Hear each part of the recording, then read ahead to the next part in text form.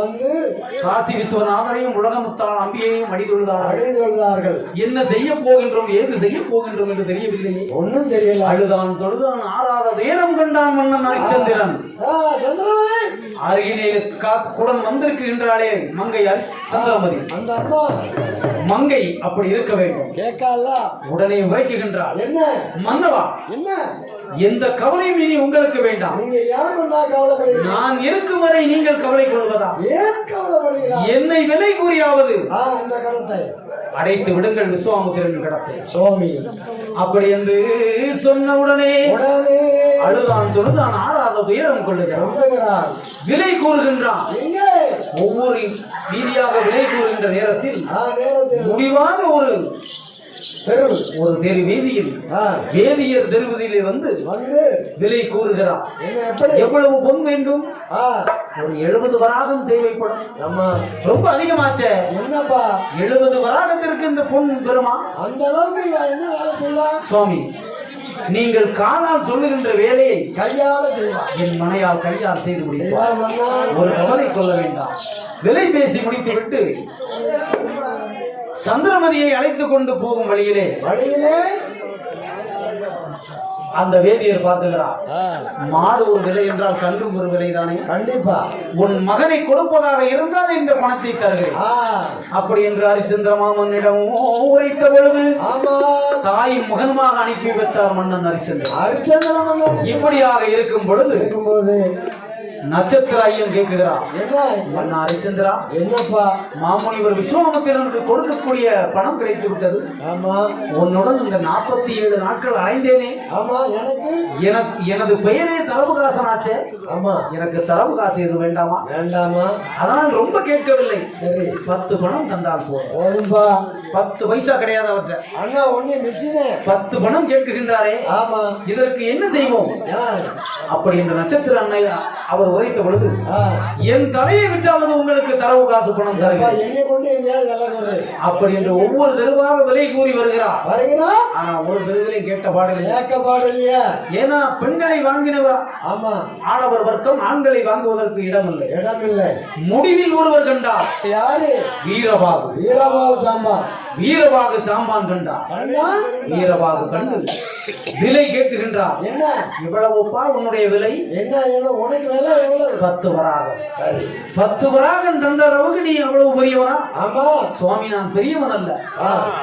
தங்களால் என்னால் என்ற வேலைகளை நான் செய்வேன். நீங்கள் சொல்லுகின்ற வேலைகளை நான் முடிப்பேன்.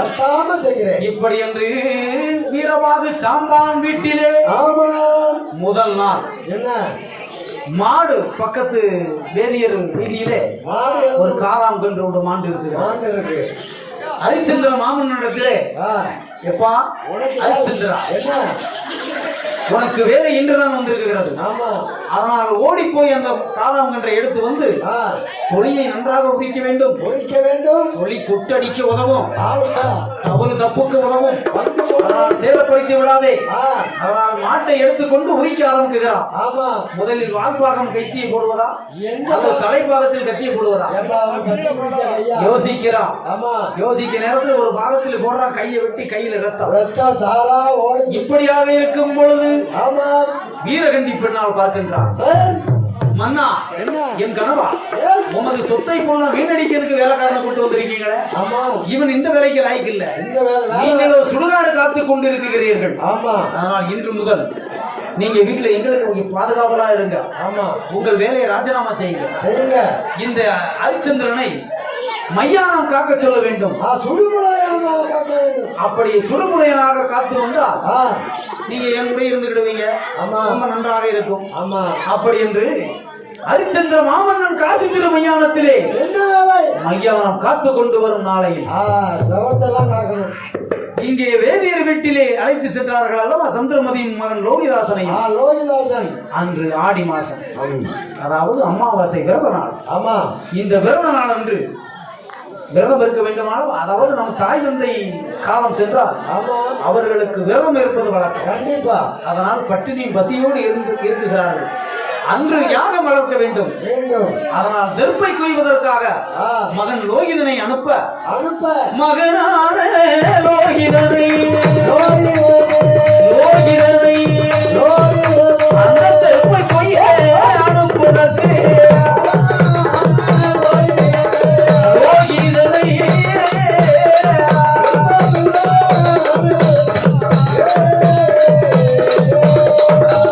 மகனான லோகிதனோ கற்பை கொய்ய வேணும் என்று ஐயரும் சொன்னமோ அந்த வேதியரும் உரைத்தமோ அந்த வார்த்தை காதில் கேட்டால் அழகு முன்னை சந்திரமணி ஐயையோ பாவி தெய்வம் இது என்ன மாயம் ஐயா சின்ன திருவனாச்சே ஆதரியாவனம் அறிவே அத்துவன கானகத்தில் இப்படி போக சொல்லலாமோ நான் போய் படித்து வரேன் என்று மெல்ல உரைத்ததோ வேதியர் உரைத்தாரே எம்மா எம்மா சந்திரமணி வீட்டு வேலை ரொம்ப உண்டு அடுப்பாங்கிற வேலை உண்டு அடுக்கல வேலை உண்டு மகனை அனுப்பு என்று சொல்லுகின்ற வேதியரோ ஓடோடி ஓடிவா நண்பர்கள் கூட்டத்தோடு அத்துவன கானகத்திலே சிறுவர்களோடு ஓடி வந்த லோகிதன் எல்லா பிள்ளைகளும் முதல்ல சாப்பிடலாம் உங்க மயக்கம் அதே போல் சிறுவன் தூங்கினான் லோகிதன் தூங்கிட்டான் தூங்கின நேரத்துல மற்ற பிள்ளைகள் எல்லாம் என்னாச்சு தெருப்பில் கொய்து விட்டு எப்போ லோகிதா நேரம் கடந்து விட்டு ஆத்துக்கு போகலாமா ஆமா என்று சொன்ன பொழுது தெருப்பை கொய்யாமல் நான் வரமாட்டேன் வரமாட்டேன் அப்படி என்று லோகிதாசன் என்ன ஒரு பாம்பு புத்திரல் மீததிலே பாம்பு இரதிலே வேறுகின்றான் லோகிதன் மீததிலே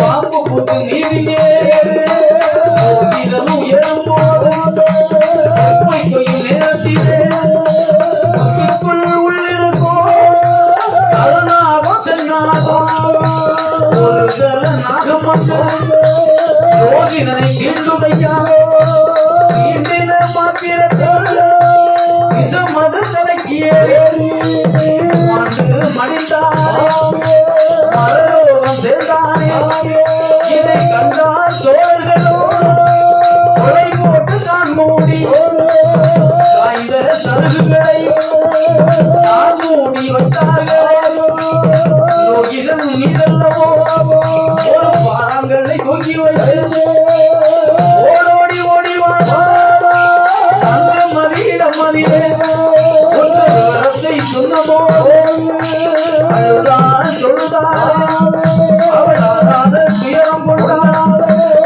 என்ன செய்வோம் எது செய்வோம் நமக்கொன்றும் தெரியலையே என்று வேதியர் இடமதிலே சந்திரமதி பெண்ணாடும் விடைகளை பெற்றுக்கொண்டு காசி திருமையானமா வேதியர் காடலிலே சந்திரமதி ஓடி வந்தார்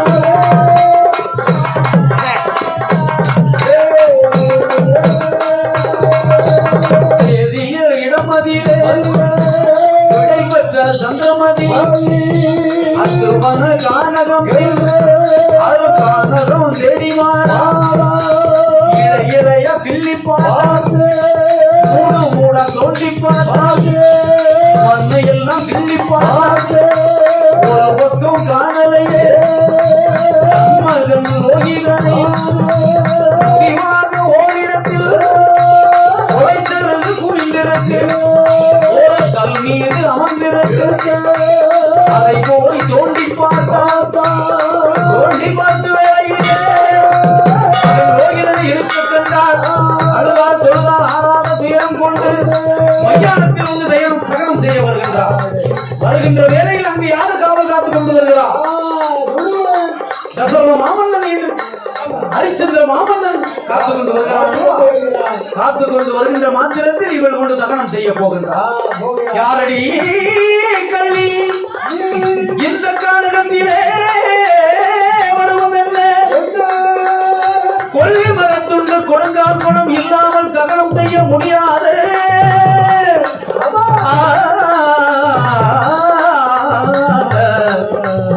இப்படி உரைத்த பொழுது யாரும் நற்கதையாக நிற்கின்றேன். கணவனோ இழந்து விட்டேன், இப்பொழுது என் மகனையும் இழந்து விட்டேன். நிற்கதையாக நிற்கும் என்னிடத்தில் கொல்லி பணம் கொடுத்தால் பணம் கேட்கின்றாயே சண்டாளா, எங்க இருந்து நான் தருவேன்? உனக்கு நியாயம் இருக்கிறதா? மனச்சாட்சி இருக்கிறதா? இருக்கா? அப்படி என்று உரைத்தார் அல்லவா சந்திரமதி. ஆமா. ஹரிச்சந்திர மாமன்னன் பார்க்குகிறான். எங்கே? சுடுகாடு புலையனாக காத்து கொண்டு வரும் மன்னவன் பார்த்தான். பார்த்து அடே பெண்ணே கள்ளி, என்ன உன் கழுத்திலே தொங்குகிறது திருமாங்கல்யம். விலை மதிப்பில்லாத திருமாங்கல்யத்தை கண்டான். இந்த மாங்கல்யத்தை விற்றாவது கொண்டு வாடி அப்படின்னு சொன்னார். மூவர்கள் முனிவர்கள் தேவாதி தேவர்கள் ஈரேழு உலகத்தில் உள்ள ஆண்டவர்கள் எவர்களும் எல்லோரும் சேர்ந்து கண்ணுக்கு தெரியாத திருமாங்கல்யம் சுடுகாடு காத்து கொண்டு வரும் ஒரு சுடு புலியனுக்கு கண்டதா? தெரிந்ததா? நான் கற்பை இழந்தேனா? ஆமா. நான் கண்ணியத்தை கைவிட்டேனா? ஐயோ பாவி தெய்வம், என்ன மாயம் இது, என்ன சோதனை என்று அழுது புலம்புகின்ற மாத்திரத்திலே அம்மா சந்திரமதி, உன் மன்னவன் ஹரிச்சந்திர மாமன்னன் நான் தான். சுடுகாடு காத்து கொண்டு வருகிறேன் அம்மா பெண்ணே. ஆமா. ஒருக்கும் கவலைப்படாதே தாயே. எப்பாடுபட்டாவது பிச்சை எடுத்தாவது அந்த ஊர்ல போய் பிச்சை எடுத்துட்டு வா. கொடுங்கால் பணமும் வாக்கரிசியாவது நான் பார்த்துக் கொள்ளுகிறேன். அது வேண்டாம். கொடுங்கால் பணம் கண்டிப்பா கொல்லிமர தொண்டும் கண்டிப்பாக கொண்டு வாயம்மா என்று சந்திரமதி இடத்திலே சொன்ன பொழுது சந்திரமதி பணத்தை தேடி பிச்சை எடுத்துக் கொண்டு வந்து இருக்கும் வேளையில் காசி நாட்டிலே காசிராஜ மன்னன் மகன் கனகவேந்தனை கொன்று கொலை செய்து போட்டிருக்கிறார். மகன் லோகிதனை போல் தெரிகிறது. அழுதால் பொழுதால் ஆறாத துயரம் கொண்டு மடியில் வைத்து முட்டினால் மோதினார். முட்டி அழுதார். இதை பார்த்து கண்டு தலையாரிமார்கள் காசிராச மன்னனிடத்தில் போய் முறையிடுகிறார்கள். சொல்லும் போது மன்னன் ஆணையிடுகிறான், என் மகன் கனகவேந்தனை கொலை செய்த கொலைகாரியை காசி திரு மையானத்தில் இவள் தலையை துண்டிக்க வேண்டும். இது எனது உத்தரவு. இப்படி இருக்குகின்ற சந்திரமதி பெண்ணாளை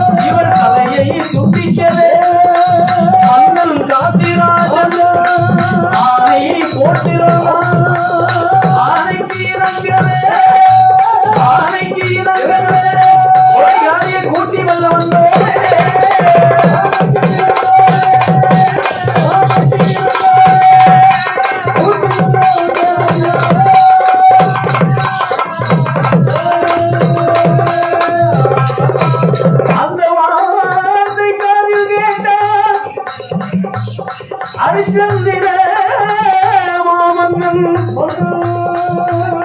விதியோ விதியும் பயனோ யார் செய்த லீலையோ என்னென்று சொல்வேன் ஏதென்று சொல்வேன். நாட்டை இழந்தேன், நாட்டு மக்களையோ இழந்தேன், மனைவி பெண்டு பிள்ளைகளையோ இழந்தேன்.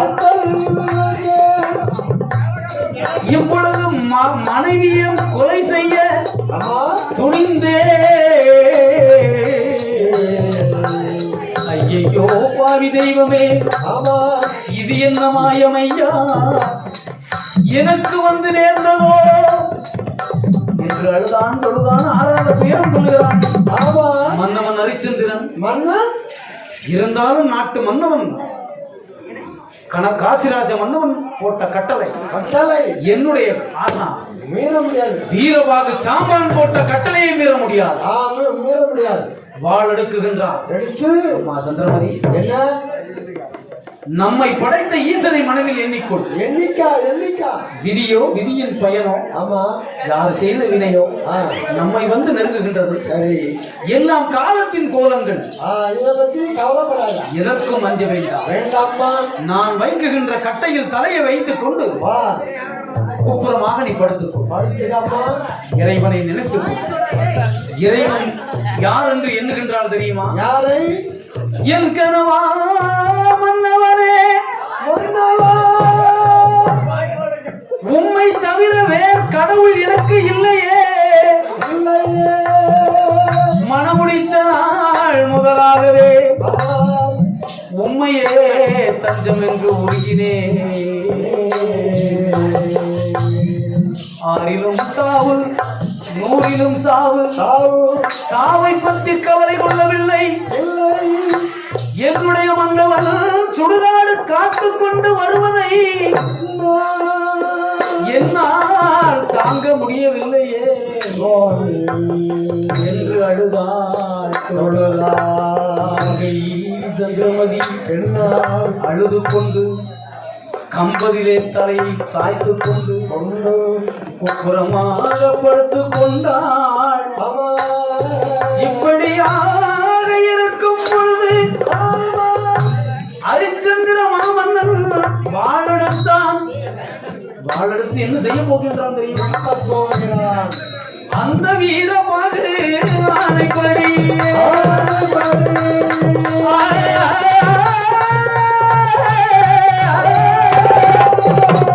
வீரபாகு ஆணைப்படி வாழெடுத்தால் ஹரிச்சந்திரன் ஹரிச்சந்திர மாமன்னரா வாழெடுத்து வெட்டும் போது வானத்திலே இருந்த விஸ்வாமுத்திரரும் மூவாதி மூவர்களும் தேவர்களும் முனிவர்களும் பூமாலைய சொரிந்தார்கள்.